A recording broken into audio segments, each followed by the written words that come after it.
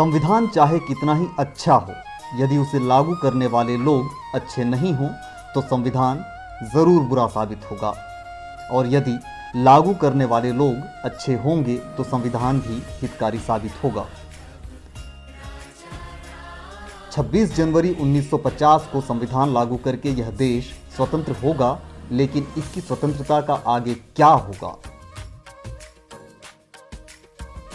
एक समय यह देश स्वतंत्र था। भारत की स्वतंत्रता खत्म हुई थी, इसका मुझे दुख है, लेकिन अपने ही लोगों के विश्वासघात से हम स्वतंत्रता खो बैठे, इसका मुझे अधिक दुख है।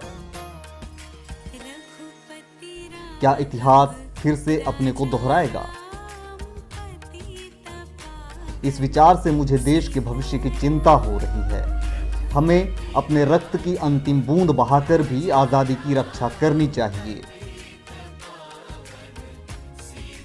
यदि हम लोकतंत्र की स्थापना करना चाहते हैं तो अपने सामाजिक व आर्थिक उद्देश्य संवैधानिक रास्ते से ही प्राप्त करने चाहिए, हिंसात्मक मार्ग से नहीं,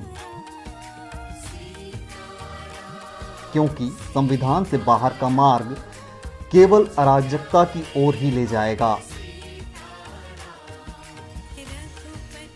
26 जनवरी 1950 से हम विषमताओं के जीवन में प्रवेश करने जा रहे हैं। राजनीति में हमें समानता का हक होगा, लेकिन सामाजिक व आर्थिक जीवन में विषमता यानी कि असमानता बनी ही रहेगी।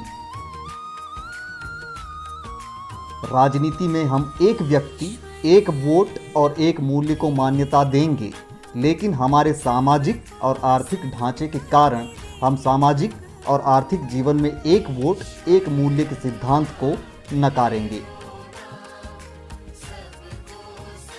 आखिर कब तक हम सामाजिक और आर्थिक जीवन में समानता को अस्वीकार करते रहेंगे? यदि हम लंबे समय तक इसे नकारते रहेंगे तो हम हमारे राजनीतिक लोकतंत्र को भी खतरे में डालेंगे। हमें इन विषमताओं को जितना जल्दी हो सके समाप्त कर देना चाहिए। यदि ऐसा नहीं किया गया तो जो लोग भेदभाव, शोषण व विषमताओं के बुरी तरह से शिकार हैं, वे राजनीतिक लोकतंत्र की उस व्यवस्था को ही जलाकर राख कर देंगे जिसे इस संविधान सभा ने कड़ी मेहनत से बनाया है। हमारे अंदर भाईचारे की भाव की भारी कमी है। जिस जाति भेद के कारण हमारे सामाजिक जीवन में अलग अलग गुट बन गए हैं, उस जात पात के जाति भेद को मिटाकर हम भारतीय सामाजिक व मानसिक रूप में एक नया राष्ट्र बनाएं। जातियां राष्ट्र विरोधी हैं, क्योंकि ये हमारे सामाजिक जीवन में अलगाव, ईर्ष्या और घृणा पैदा करती हैं। हजारों जातियों में बंटे हुए लोग भला एक राष्ट्र कैसे हो सकते हैं? इसलिए यदि हम सच्चे अर्थों में राष्ट्र बनाना चाहते हैं तो हमें इन बाधाओं पर विजय पाना होगा।